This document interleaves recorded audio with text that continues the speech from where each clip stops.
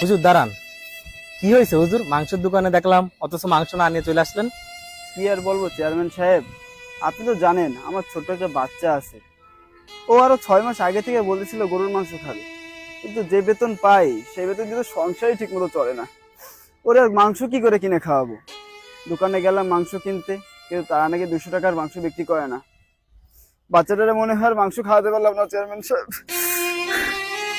আরে হুজুর, আপনি কান্না করেন না, সমস্যা নাই। আপনার ছেলের জন্য আমি মাংস কিনে দেবো, চলেন আমার সাথে।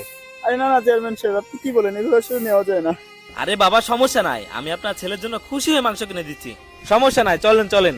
আসলে চেয়ারম্যান সাহেব, বাবা হয়ে ছেলের জন্য আজকে যেটা করতে না পারলাম, আপনি সেটা করলেন। আপনার ঋণ আমি কোনোদিন শোধ করতে পারবো না, আমি আপনার কাছে চিরকৃতজ্ঞ। সমস্যা নাই, চলেন। কিন্তু সবাই যদি এমন হতো। আরে